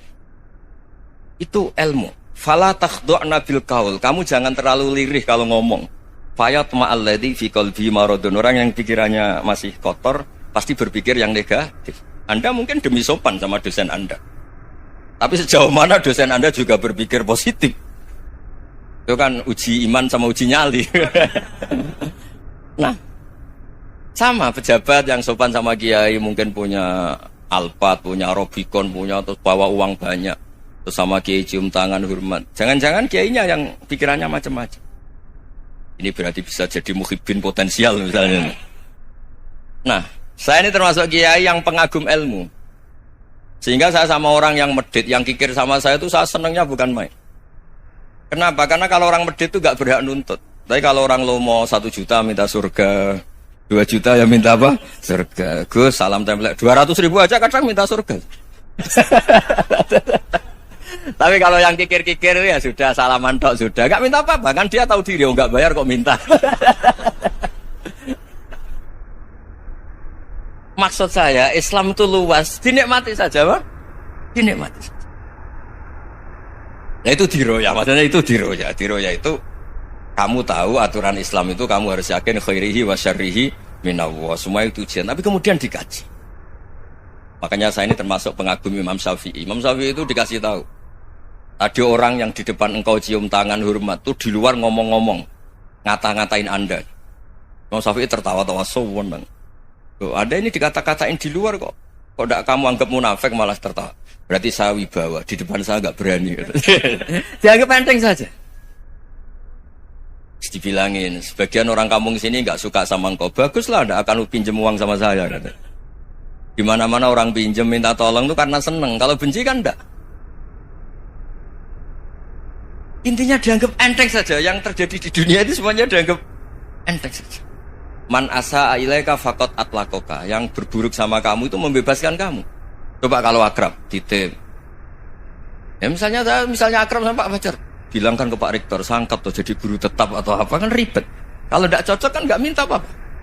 Makanya hati-hati Pak Rektor sama yang akrab-akrab itu. Itu dulu saya juga nggak paham. Di antara wasiat Bapak yang sering diulang-ulang tuh itu. Suatu saat kamu jadi kiai, ngelola orang nggak seneng tuh gampang. Sudah, situ orang lain. Tapi kalau ngelola orang orang seneng tuh repot. Mintanya aneh-aneh. 100.000 aja minta surga. Hanya teman tenis saja minta naik jabatan. Intinya itu ya sudahlah dikelola. Yang seneng ya berkah, mungkin teman berjuang, teman diskusi. Yang nggak seneng ya berkah, karena ini tidak minta macam-macam, enggak seneng. Nah itu namanya diroya. Diroya itu satu kajian keilmuan yang menjadikan kita ini nyaman dengan riwayat-riwayat panduan-panduan dari Rasulullah Shallallahu Alaihi Wasallam kayak tadi. Kenapa sih tentang baik sama tetangga, baik sama tamu? Hitung-hitungannya itu mangkana yu'minu billahi wal yaumil. Saya pernah dicium sama orang miskin yang akut, miskin betul. Itu tak ajarin, Anda ini lebih hebat ketimbang orang-orang kaya. Misalnya gini, misalnya ada komunitas rektor atau kiai besar. Saya ini kata orang banyak termasuk kiai besar. Mungkin kalau pinjam uang itu karena mau beli mobil, aksesoris mobil, karena kita kiai tok atau rektor atau orang-orang tok. Kalau sesama orang miskin itu pinjem-pinjemannya itu urusan beras, itu urusan nyawa. Keren mana? Nyelamatkan nyawa sama aksesoris mobil. Nyawa. Jadi pahala kamu pasti lebih besar. Itu senengnya jadi orang miskin terus keterusan sampai sekarang. Itu. Lo coba kalau menteri sama menteri, rektor sama rektor, kira-kira pinjemannya apa Pak Arso? Kan kalau mau beli mobil atau mau umroh VIP, pokoknya yang keren-keren ya. Kalau orang miskin pinjam karena apa? Makan kan? Beras kan? Makanya kalau yang sedang miskin monggo lah kalau ingin teruskan. Kata itu. Maksud saya Islam itu seenak itu. Islam itu segampang itu. Sudahlah yang sedang miskin ya keren. Karena sekali sosial itu urusannya apa? Nyawa. Tapi kalau miskin semua ya Indonesia bisa tutup kan. Ya sudah yang kaya-kaya itu saya mengatakan Indonesia karena bayar pajak yang menjadikan Indonesia berjalan. Tapi ya dipakai yang benar. Nah, begitu seterusnya. Ada kiai miskin cerita ke kita. Gus, enak jenengan alim, terus punya santri banyak, bisa ngajar di mana-mana. Saya bilang, hebat kamu. Dia hidup di daerah tertinggal. Itu yang diajarkan kan hanya tauhid. Kan nggak mungkin desa tertinggal baca fikih perbandingan madhab. Kan nggak mungkin. Kalau angka-angka apa Fajar Pak Sadali kan nggak mungkin. Fikih perbandingan apa? Madhab. Menyorot madhab dunia. Gaya angka-angka itu kan nggak mungkin. Tapi pertanyaannya, yang menyelamatkan masuk surga itu tauhid apa perbandingan madhab? Tauhid. Ini hanya mengajarkan fardu kifayah sunat-sunat. Ini Anda mengajarkan fardu ain. Surganya dulu kamu. Oh terus senangnya jadi kayak gitu. Karena yang diajarkan apa? Tauhid. Sementara kita yang gaya-gaya ini ajarkan perbandingan apa? Ada studi banding ke Al-Azhar kemana-mana. Ini enggak tauhid. Dari orang nyembah pohon jadi nyembah Allah Ta'ala. Keren enggak? Keren. Jadi terus kiki sama saya senangnya bukan karena tak bela. Tapi ada yang agak kurang ajar tanya saya. Kalau itu hebat kenapa Gus enggak mau jadi kayak gitu? Waduh. Wah ya repot kalau pertanyaan. Terus tak jawab, kalau saya jadi kiai desa, kamu ngangsu ilmu dari mana coba? Ya dari jenengan, ya kalau sama gobloknya tidak bisa. Ya sudah, Gus aja yang jadi kiai besar. Maksud saya, ya sudahlah kita begini seperti yang saya ajarkan di sini, saya sarankan supaya orang itu tahu. Ini namanya diroyah, apa? Makanya kata Imam Ghazali itu kalau kamu ingin sopan gampang melihat anak kecil. Wa aqallu minni dzamban, dia dosanya lebih kecil. Karena masih kecil kan tentu secara dosa enggak banyak. Kalau melihat orang yang tua, wa aktsaru minni ibadatan, dia tentu ibadahnya lebih banyak karena umurnya lebih banyak. Sehingga terus semua orang lain tuh di depan kita itu hebat. Ya semua orang lain sama misalnya Pak ini rektor, apa Fathul Wahid rektor. Tanggung jawabnya lebih banyak, berarti pahalanya lebih banyak. Tapi sama, ketika melihat Nyon Sewu, melihat pegawainya yang secara lahir di bawahnya, ini tanggung jawabnya enggak banyak. Pasti salahnya juga enggak. Itu yang diajarkan Rasulullah SAW. Sehingga enak lah. Tapi kalau kita melihat orang lain selalu salahnya, itu pecundang. Allah saja tidak seperti itu kan. Amal baik ya ada khairan, amal buruk ya ada saron. Semuanya dilihat oleh Allah Subhanahu wa Ta'ala. Saya itu punya teman Gus, agak beling, agak seenaknya. Dulu miskin. Wah itu seenaknya betul. Kayak kenal Tuhan. Tak tanya. Kenapa kamu seenaknya? 1 bulan tuh labanya bisa 200 juta sampai 500 sampai 1 miliar. Saya itu Gus, setelah duha itu perkembangannya bagus. Duha, sholat duha itu. Saya pernah miskin kan kata apa? Ingkana rizki fisama apa? Wa ingkana qalilan ya kalau fisama fa anzilhu, terus wa ingkana qalilan fakasirhu, kalau sedikit perbanyak. Ini trennya sudah benar semua. Nah, wa ingkana apa ya haraman fatohiru. Kalau haram yang kau sucikan. Makanya saya seenaknya kalau qalilan sudah fakasiru, paling trennya yang nggak bener juga fatohiru kata Mas. Dia yakin kalau yang nggak bener-bener sudah disucikan Allah, karena yang lain-lain sudah dari miskin sudah kaya, qalilan sudah fakasiru, paling yang haroman juga sudah fatohiru gitu. Tak tanya, lah kamu kok tahu? Polanya sudah ada Gus, karena sang qalilan. Kamu sembrono sama Tuhan kok begitu kan? Tapi apapun itu seneng saya. Seneng saya sering salah teh, makanya saya mohon yang sekarang miskin sedang miskin itu ya ndak usah nyesal banget-banget. Kalau ingin kaya monggo lah, namanya orang juga ingin. Ya, tapi Anda harus bangga. Sosial antar kalian adalah urusan nyawa dan itu pahalanya luar biasa. Supaya kita, nah yang kaya-kaya juga boleh GR lah karena pembayar pajak. Dan itu bisa menyelamatkan apa? Indonesia Raya. Begitu seterusnya. Itu yang diajarkan Nabi, antawadhu hatta la yabghiya ahadun ala ahadin. Kamu semua harus tawadhu sehingga antar kalian tidak saling tidak sopan, tidak saling liar, tidak saling mendolimi. Termasuk tadi sikap gak jelas tadi. Orang dolim yang sekarang dolim bisa saja tobat, yang sekarang soleh bisa saja nanti. Semuanya itu mungkin. Kita diajari ya muqallibal qulub tsabbit qalbi ala dini.